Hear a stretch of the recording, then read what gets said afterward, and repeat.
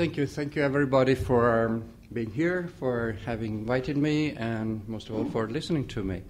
I'm not going to speak for long. I'm just giving you, I'm not a political analyst, so I beg you to forgive me, but I'm going to give you, say, the political economy view on the forthcoming elections. I would like to draw your attention to two issues, and then which are two ways of reading what the outcomes of the next elections might imply for us, and then comment on the scenarios that might open up after the elections. The first, comment is that the European Union, when they came to the surface, well, let's say the common market did not have a problem of legitimacy. As has been mentioned earlier on, the common market was about free trade, free capital movements, freedom of people's movements, and nobody objected to that. The legitimacy issue was not on the table. The legitimacy issue came on the table when the common market turned or tried to turn into some kind of political union. And the idea basically was, look, we are not a politically, culturally, linguistically, historically homogeneous area. Therefore, we cannot claim political homogeneity or political legitimacy based on our past. We bet we are going to acquire it on our future. And the basis for legitimacy would have been economic performance. Now, as we all know, they lost their bet. Namely, economic performance has been disappointing. Growth rate has been low. They promised we would be the center of technological advance in the world. No way. They promised double-digit increases in productivity. No way. They promised low unemployment. No way. So what is left? They've lost. They never had the political upper ground. They've never had so far legit performance on their side. What do they have? They have two, let's say, code words. One is showed around with great emphasis, and that is fairness, which means basically theft in the name of social justice. And that is scary, because when you hear about fairness, the translation in Italian, and I'm sure in Lithuanian as well, is higher taxes. So stay on guard. The second point is rent-seeking. That is, not only our European authorities claim to guarantee a minimum and ever-increasing welfare state, but they also claim to guarantee an ever-increasing degree of regulation, which is some kind of paternalism, if you want to put it mildly. The thing that it is not said, and it is equally important, if not even more important, is that behind the scenes, they are engaging in a huge game of rent-seeking. Rent-seeking means privileges. Privileges to whom? Well, it depends. It can be privileges to big business. Don't forget that in Brussels we have something like 30,000 professional lobbyists. Now, lobbyists are not stupid. If you have 30,000 people working there, it means there is something to do there. There is business for them. And they're not low-wage workers. Believe me, they make money. So if there is business for them, it means there are a lot of privileges that are being handed out. And that is a game that is being legitimized on your, say, backs by big business, coalitions, interest groups, whatever. This is the big picture. Now, let us look at the short-run picture, which is May 25th. As you know, we have one old story and one new story coming to the surface in less than a month. The old story is that people don't care about European elections. According to the latest polls, we are going to have a show-up rate of about between 50 and 60% of the electorate, which means that at least 40% of the Europeans don't care about the European Parliament. The second fact is that if you look at the remaining, let's say, 50%, maybe 60%, about one-third, not really one-third, between 20, according again to the latest polls, which whatever they mean, between 27 and 30% of those 50 to 60% are so-called Eurosceptics.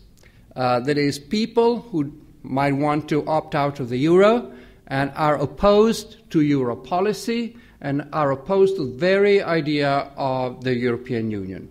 I'm not discussing whether they're right or wrong. I'm just saying that if you add these two groups, it means that by and large, just 40% of the people care to go to vote for something that by and large rings of Europe, reminds you of Europe. Not even that 40%, 50, 45% of the people really care about Europe. For instance, if you look at France and Italy, it is a referendum against or in favor of the incumbent national political coalition. It has nothing to do with Europe. So what can we expect? Much depends on what's going to happen once you see the new composition of Parliament, of European Parliament. You have two options, two scenarios. So I don't take sides, and I just give it to you with some conclusions.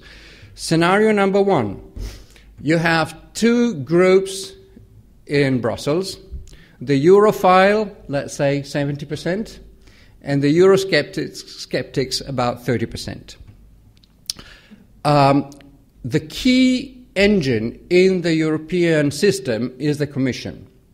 So the key question is how are the new MEPs, members of the MEPs, how are they going to behave with respect to the European Commission? Are they going to be neutralized by the remaining 70%? My guess, well, I have mixed feelings, but if I have to make a bet, I bet that the 70% are going to form a cartel with the Commission, strengthening perhaps the revolving doors routine. Revolving doors routines means that I make a favor to the commissioners, and the commissioners, which means the directions, make a favor to me, to my electoral constituencies. They promote, they push forward, they favor, they give privileges to the projects presented by my constituencies. If that is the case, so this is in a way the worst scenario, you're going to have a coalition between the Commission and the Europhile share of the European Parliament. And since that 70% is going to feel under threat by the Eurosceptics, the cartel might be tight, effective, and very expensive for the taxpayer or for the consumer in terms of regulation. So in other terms, we might suffer in two ways.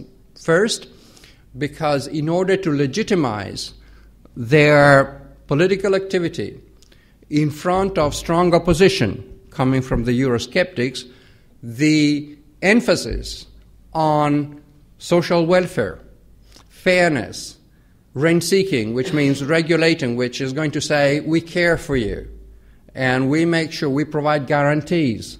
We make sure that you're not going to be bossed or roller coasted by your national government. That might be on the increase. So that is the worst scenario, and I repeat, it consists on a stronger tie between Europhile and Commission, and the outcome is more fairness, quote unquote, and more regulation. We can see something already. I mean, we were talking earlier on this morning about the role of the European Central Bank. We're not talking about the euro anymore. We're actually talking about guarantees. Draghi spends half of his time telling everybody, I'm going to print as much money as required in order to bail out any bank that might run the risk of going bankrupt. So the idea is, don't worry about your money, I'm going to bail out everybody. This is not a policy. Well, the euro is just a tool. It is an instrument. The principle behind it is we care, we guarantee, we regulate. Oh, thank you. I'm sorry. And trust us, thanks to us, your money, your deposits will be safe. Yesterday, they were talking about quantitative easing, the European way. As you know, quantitative easing, according to the ECB statutes, is illegal. But they're already thinking about ways of circumventing the statutes. So be prepared. I mean, if you want to be taken care of, don't worry, they will take care of you, all right? But be careful, because we are going down a very slippery slope. At the same time, Rainseeking will be on the increase. That means that who is going to win? Well, big business is going to win, because small companies and most small and medium-sized company at large, they don't have the resources, they don't have the money, A, to pay lobbyists in Brussels, B, to cope with the high fixed costs that regulation is going to impose upon producers. Regulation is expensive for everybody, but that's not the right way of looking at it. You have to consider who is it more expensive for, because the game of competition is not a game of being good. Competition is about being better. So if you're both performing poorly, but you're not performing so bad as your competitor, you win.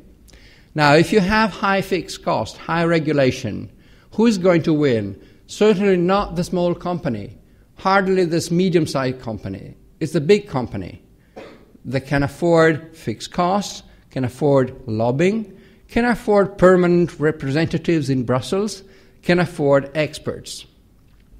Last comment. Look at the people we're going to have in Brussels after May 25th. That is, Parliament is not an anonymous agency. It is made of people.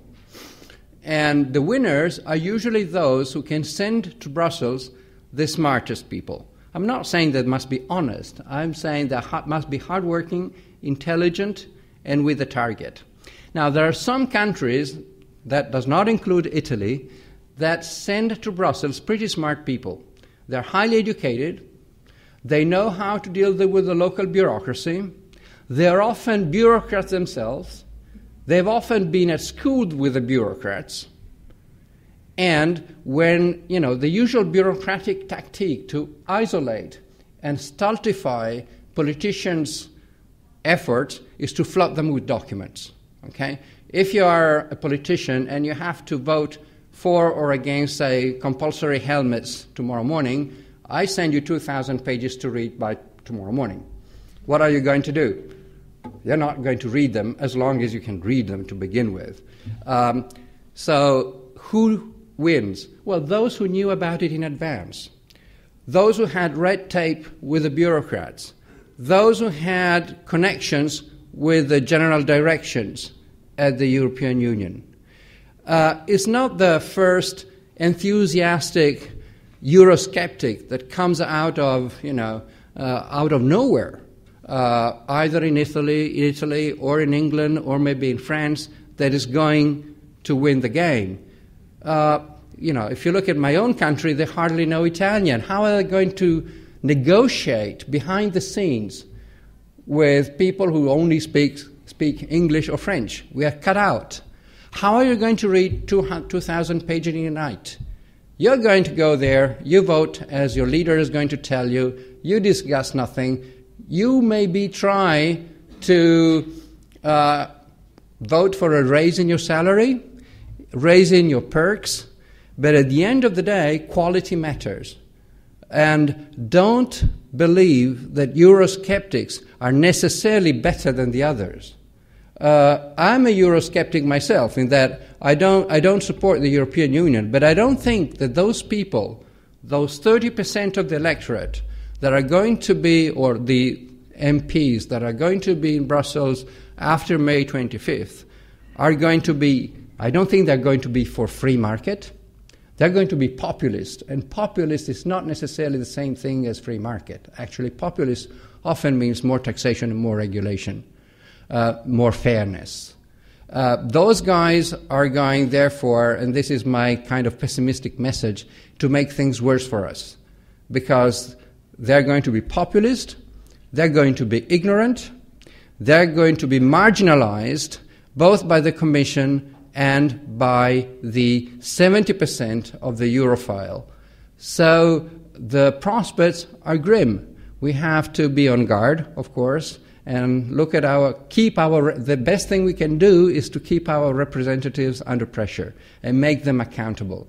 It's not a great prospect, but for the time being, it's the only thing I can recommend. Thank you very much for your attention.